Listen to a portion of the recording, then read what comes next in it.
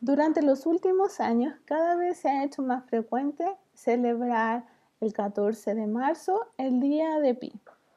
Esta fue una fecha instaurada en Estados Unidos el año 2009 y se refiere asocia a marzo como 3 y 14 es porque luego el decimal que conocemos, la aproximación usual que conocemos del número pi es 3,14. Este número es un número que tiene su origen geométrico, es designado por esta letra griega pi, que es la letra inicial con la que comienza la palabra perímetro o periferia. Entonces, cuando nosotros consideramos una circunferencia, no importa el radio que ella tenga, y hacemos lo siguiente, medimos lo que mide este borde, ¿sí? Entonces, ese borde o eso que ya le llamamos perímetro, ¿sí? A ese perímetro, si nosotros lo dividimos por el diámetro de la circunferencia, donde el diámetro de la circunferencia es la cuerda más ancha que yo puedo trazar entre este perímetro y esa cuerda, entonces cuando yo tomo este perímetro y lo divido por el diámetro, entonces esto va a ser exactamente lo que llamamos el número pi. ¿Sí? Los antiguos babilónicos y egipcios dieron aproximaciones para este número. Algunas aproximaciones son 16 novenos al cuadrado, que es una forma de aproximar el área, ¿sí? Y los babilónicos dieron esta aproximación, ¿sí?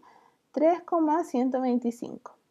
¿Por qué los egipcios pensaron en el área? Porque cuando uno considera, por ejemplo acá, el centro de la circunferencia y tomo el radio, si yo tomo un radio, una circunferencia de radio 1, entonces justamente el área de esta circunferencia también representa el número pi, ¿sí? Y por lo anterior, entonces el diámetro en esta circunferencia va a ser 2, porque el radio es 1, el diámetro va a ser 2, entonces me dirían que el perímetro de esta circunferencia va a ser 2pi. Es decir, que otra forma de obtener pi también va a ser justamente la mitad del diámetro de una circunferencia de radio 1. Otras aproximaciones fueron dadas por Arquímedes, donde Arquímedes utilizó la forma de aproximar. Él consideró una circunferencia y fue aproximando esta circunferencia de radio 1 en el interior por diversos polígonos regulares. Primero parte por un triángulo y calcula el área de este triángulo. Luego puede tomar un cuadrado y el área del cuadrado cada vez se va a acercar claramente más cercana a el área de la circunferencia. Y luego así sigue con un pentágono, luego sigue así con un hexágono, y de esa manera puede ir completando y aproximándose al área de esta circunferencia, que dijimos que iba a tener área pi.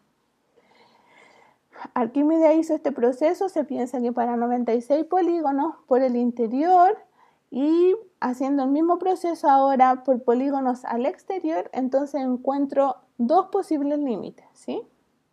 Y esos límites son 22 séptimos y 223 dividido por 71, ¿sí? Este 22 séptimos es 3,142857 y esta línea que está acá me dice que se van a repetir estos mismos números de forma periódica, o sea, se repiten una vez, otra vez y muchas veces más, ¿sí? Y este número es aproximadamente 3,1408, ¿sí? Esa fue una de las cuotas que dio Arquímedes, ¿sí? Este número, como ven, tiene un origen geométrico, está estrictamente relacionado con una circunferencia, pero es un número difícil de trabajar, ¿sí? En el año 1761, Lambert dio la primera demostración de que pi es un número irracional, ¿sí? ¿Y esto qué significa? Que es un número que tiene muchos decimales, pero que sus decimales no tienen una forma o no es claro cómo uno los construye, ¿sí? A diferencia de estos números periódicos. El hecho de que sea irracional es que no se puede escribir como una fracción y eso lo hace difícil de trabajar, ¿sí?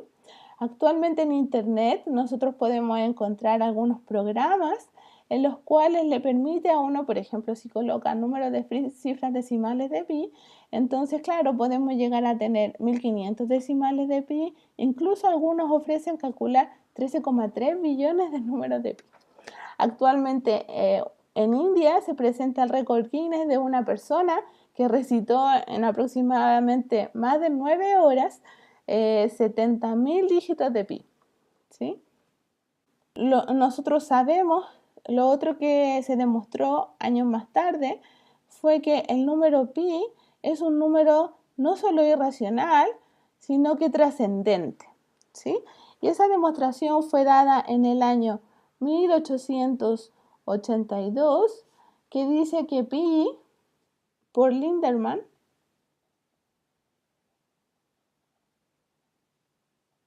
y dice que pi es trascendente. ¿Y qué significa esto que pi sea trascendente? O sea, que no es solución de ninguna ecuación algebraica. O sea, por ejemplo, uno conoce otros números como el número raíz de 2. El número raíz de 2 es solución de una ecuación, ¿sí? Cuando yo encuentro las soluciones de esta expresión, x cuadrado menos 2 igual a 0, y yo me concentro en quiénes son las soluciones de este polinomio, que esta expresión algebraica se llama polinomio, entonces sabemos que las posibles soluciones son raíz de 2 y menos raíz de 2. Pero el pi no satisface ninguna de este tipo de ecuaciones. Lo que nos dice, como conclusión, entonces significa que pi nunca va a poder ser el área de un cuadrado, ¿sí? O sea, no existe un cuadrado que uno pueda construir con regla y compás de forma que el área de este cuadrado sea exactamente pi, ¿sí? Entonces, pi va a corresponder ser el área de un círculo de radio 1, pero nunca va a poder ser el área de un cuadrado, ¿ya?